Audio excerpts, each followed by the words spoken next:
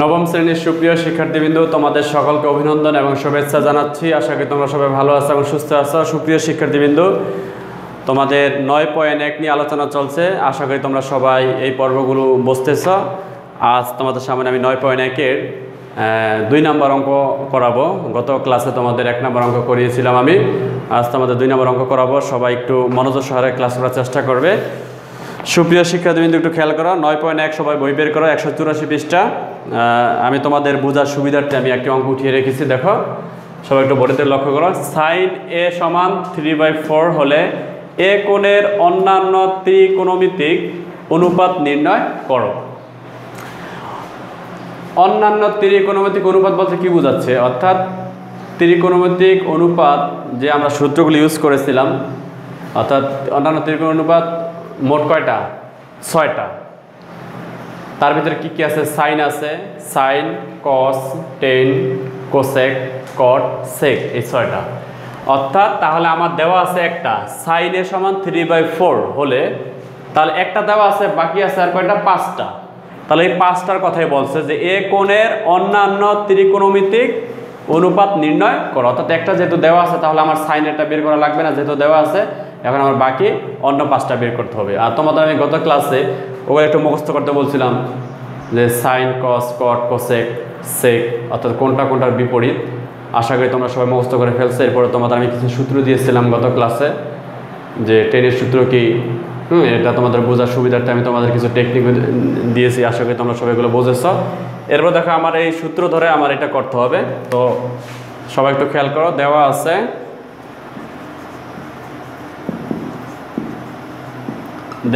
কি দেওয়া আছে? সাইন এ সমান সমান উপরে 3 নিচে 4। তাহলে আমরা যে সমকোণী ত্রিভুজটা এঁকে নিই, তাহলে দেখো বুঝতে পারবে, একটু সুবিধা হবে। আমি যে একটা সমকোণী ত্রিভুজ এঁকে নিচ্ছি। অর্থাৎ কি বলছে? এ কোণের, অর্থাৎ এই যে সাইন এ কে আমার কোণ ধরতে হবে। তাহলে এটা আমি কি করলাম? এ ধরলাম, এ কোণ। আর এই জায়গায় দিলাম বি, আর এই জায়গায় দিলাম কত? সি। এবার আসো সাইনের সূত্রটা কি? তোমাদের আমি এই গত ক্লাসে লিখেছিলাম। সাইন মানে কি? সাগরে লবণ অনেক, অর্থাৎ সাইন লবণ অনেক বলতে কি? লম্ব বাই অতিভুজ। তাহলে লম্ব বাই অতিভুজ, তাহলে 3টা কি উপরে লম্ব, তাহলে এই জায়গায় 3, আর অতিভুজ মানে 4, তাহলে এই জায়গায় কী দিলাম? আমি 4 দিলাম। তাহলে বাকি আমার দেখো ভূমির, অর্থাৎ একটা মান দেওয়া নেই, সেই মানটা কি করতে হবে? বের করতে হবে। আর তোমাদের আমি এগুলো পড়ানো হয়েছে যে পিথাগোরাসের সূত্র কি। তারপর আমি তোমাদের লিখে দিচ্ছি যে পিথাগোরাসের সূত্র কি। আমরা জানি, এটা লিখে দেখো, আমরা জানি যেহেতু একটা মান নেই, সেহেতু আমার পিথাগোরাসের সূত্র দিয়ে ওই মানটা বের করতে হবে। আমরা কি জানি? পিথাগোরাসের সূত্র কি? অতিভুজ স্কয়ার, অতিভুজ, আর তোমাদের এটা লিখে নিলে মনে হয় সুবিধা হয়। এটা একটু সবাই লিখে নাও। এটা পার্ট বাই লিখে দিচ্ছি আমি। দেখো এখানে এটা কি? লম্ব। 3টা কি? লম্ব। তা লিখতে পারো লম্ব কত? বিসি। লম্ব বিসি সমান কত? 3। এরপরে কি আছে? 4 আছে কি? এটা অতিভুজ। তাহলে অতিভুজ কত আছে? এসি সমান 4। এরপর লিখবা, আমরা জানি পিথাগোরাসের সূত্র অতিভুজ স্কয়ার সমান লম্ব স্কয়ার প্লাস ভূমি স্কয়ার। তো পিথাগোরাসের সূত্র কি হবে?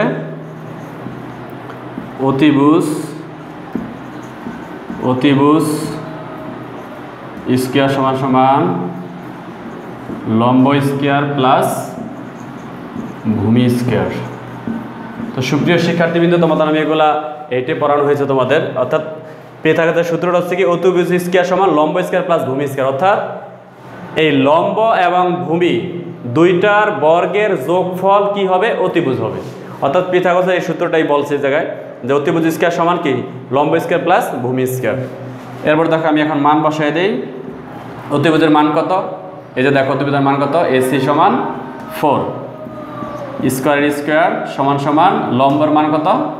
3 স্কয়ার প্লাসের প্লাস, আর ভূমির মান যেহেতু দেওয়া নেই তার মানে কি ভূমির মানটা কি আমার বের করতে হবে। তাহলে ভূমির মান কত আছে, এদিকে এবি, তার মানে এবির মানটা আমার কি করতে হবে, বের করতে হবে। এই জায়গায় তোমরা এবি লিখতে পারো, এবি স্কোয়ার, অথবা শুধু ভূমি লিখতে পারো, সমস্যা নাই, ভূমি স্কোয়ার। তো এরপরে কি করতে হবে আমার, দেখো 4 4 কত 16 সমান সমান 3 3 9 মাইনাস প্লাস ভূমি স্কোয়ার।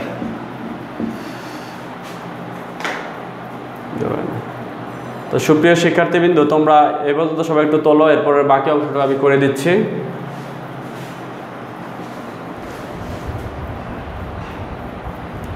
আশা করি সবাই তুলে ফেলছ।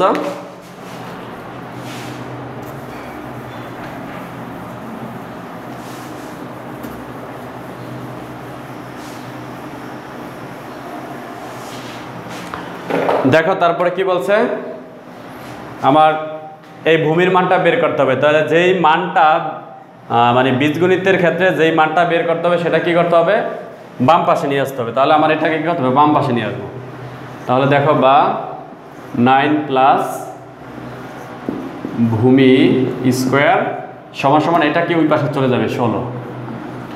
এরপরে কি করব, দেখো এই ভূমিটা রেখে দিব, ভূমি স্কোয়ার সমান সমান 16, এই পাশে প্লাস 9, ওই পাশে গেলে কী হবে, -9। তাহলে ভূমি স্কোয়ার সমান সমান 16 থেকে 9 চলে গেলে থাকে কত থাকে, 7, 9, 10, 11, 12, 13, 14, 15, 16, 7 থাকে। তো সুতরাং এই স্কোয়ারটা ওই পাশে গেলে কী হয়ে যাবে, রুট হয়ে যাবে। তাহলে ভূমি সমান সমান এই √7। আশা করি সবাই বোঝে গেছে। তাহলে আমার ভূমির মানটা কি আসছে, √7। তাহলে এটা হচ্ছে কি, মানটা আমার √7। বাস, এখন আমার 3টা মান পেয়ে গেছি। এখন দেখো আমি এটা মুছে দিলাম। এখন আমার বইয়ের ভিতরে কি বলছে সবাই খেয়াল করো, যে এ কোণের অন্যান্য ত্রিকোণমিতিক অনুপাত নির্ণয় করো। অর্থাৎ সাইন একটা আমার দেওয়া আছে, সাইন সমান 3/4। তাহলে আমার সাইন একটা বের করা লাগবে না, সাইন বাদে বাকিগুলা কি আমার সবগুলা বের করতে হবে। তাহলে আমার সাইন বাদে কি থাকে, কস আছে, কট আছে, সেক আছে, কোসেক আছে। তাহলে দেখো আমি বের করবো, সুতরাং সাইন আর বের করবো না, কস। কস মানে কি, কবরে ভূত অনেক নাকি। তাহলে ভূমি বাই অতিভুজ, এটা হচ্ছে ভূমি, এটা হচ্ছে কি অতিভুজ, ভূমি বাই অতিভুজ, তার মানে কি √7/4। আশা করি সবাই বুঝে গেছ। এরপরে আছে কি 10, সুতরাং 10, এরপরে কট 10 মানে কি, টেরা লম্বা ভূত।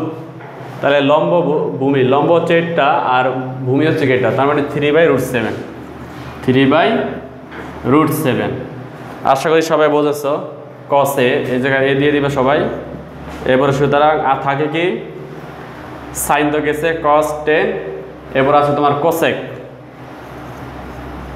কোসেক কোসেক কি বলছিলাম, কোসেক ট্যাবলেট অনেক লম্বা। তো অনেক মানে অতিভুজ, লম্বা মানে কি, অনেক লম্বা, তার মানে কি অতিভুজ বাই ভূমি, 4/3, 4/3। আশা করি সবাই বুঝতেছ। এরপরে কি আছে, কস 10 কোসেক। এবার আছে কি কট, কট রয়েছে, তাহলে লাগবে সুতরাং কট সমান সমান, কট মানে কি কুইটার ভূমি লম্বা, তার মানে কি ভূমি বাই লম্ব, তার মানে কি হবে √7/3। তাহলে কত হলো, 1টা 2টা 3টা 4টা, আরেকটা কোনটা বাকি আছে, সেক, স্যাক্রিফাইস অনেক ভালো, সুতরাং সেক সবগুলোর সাথে দিতে হবে। স্যাক্রিফাইস অনেক ভালো, স্যাক্রিফাইস অনেক ভালো, অতিভুজ বাই ভূমি, তার মানে কি হবে 4/√7। তাহলে 1টা 2টা 3টা 4টা 5টা, আশা করি সবাই বুঝেছ। মানটি আমার চলে আসছে সুপ্রিয় শিক্ষার্থীবৃন্দ, 4/√7। ঠিক আছে, সবগুলোর মান √7/3 কোসেক। ঠিক আছে সুপ্রিয় শিক্ষার্থীবৃন্দ, আশা করি তোমরা সবাই এই অঙ্কটি বুঝে গেছো। আর যদি না বুঝে থাকো আমাকে কমেন্টসে জানাতে হবে, আর বুঝে থাকলেও জানাবে, তাহলে আমি বুঝতে পারবো তোমরা বুঝতেছো অঙ্কগুলো। তো সবাই একটু অঙ্কগুলো একটু তুলে নাও।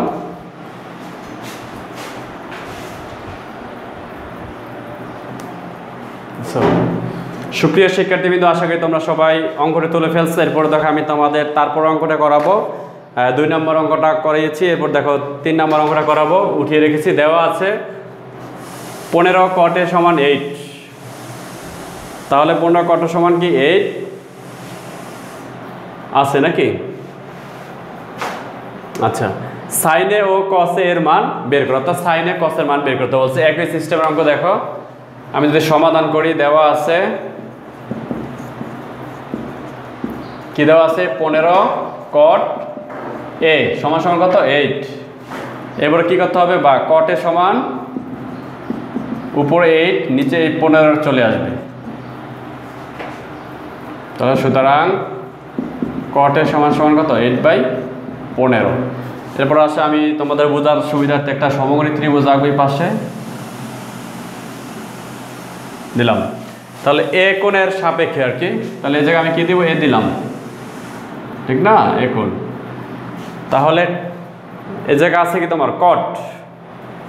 তাহলে কটের সূত্রটা কি, কট কুট্টার ভূমি লম্বা, তাহলে ভূমি বাই লম্ব, ভূমি বাই লম্ব। তাহলে এইটা হচ্ছে ভূমি আর লম্ব হচ্ছে কি 15। বারবার তোমাদের বোঝাচ্ছি যে যে জায়গায় কোণ সৃষ্টি হবে, কোণ সৃষ্টিকারী বাহু হচ্ছে কি ভূমি, অর্থাৎ এই জায়গায় যেহেতু কোণ সৃষ্টি হয়েছে তাহলে এই জায়গায় এটা হচ্ছে কি ভূমি।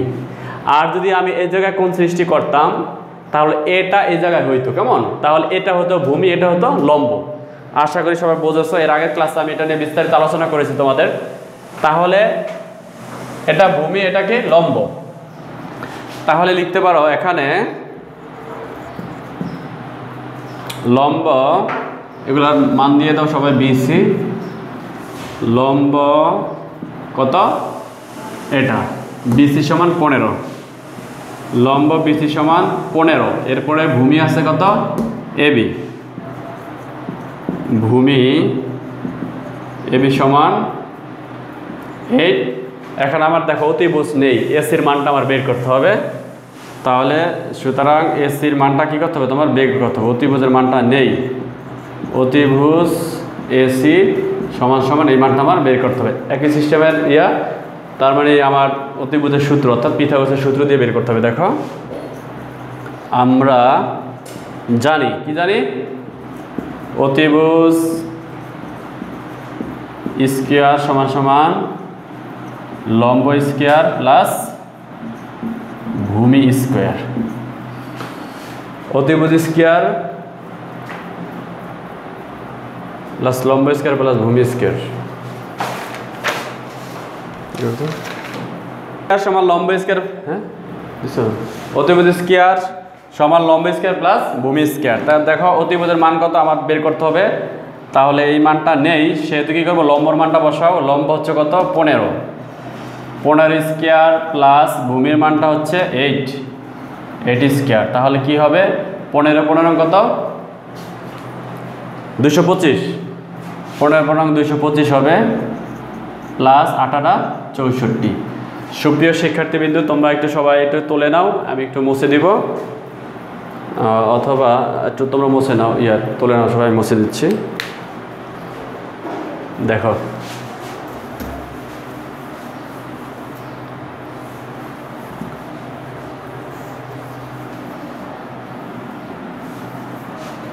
তাহলে কি বের করতে হবে,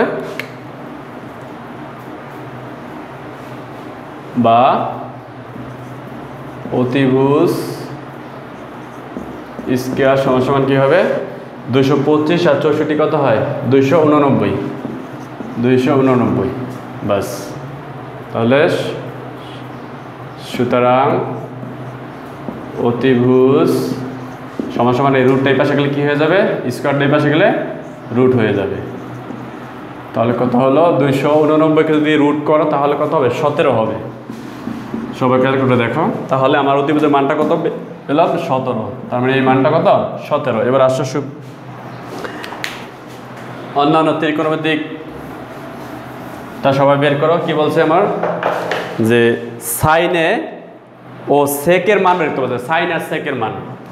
তাহলে সুতরাং সাইন এ সমান সমান কত হবে, সাইন মান কি সাগরে লবণ অনেক, লম্ব বাই অতিভুজ 15/17। তাহলে কত হবে লবণ অনেক 15/17। আশা করি সবাই বুঝতেছ। এরপরে কি বলছে সেক, সেকের মান কিন্তু বলছে সেক। সুতরাং সেক এ সমান সমান মানে কি স্যাক্রিফাইস অনেক ভালো। তাহলে স্যাক্রিফাইস অনেক ভালো তার মানে কি অতিভুজ বাই ভূমি 17-18 আর কি, উপরে 17 নিচে ভূমি।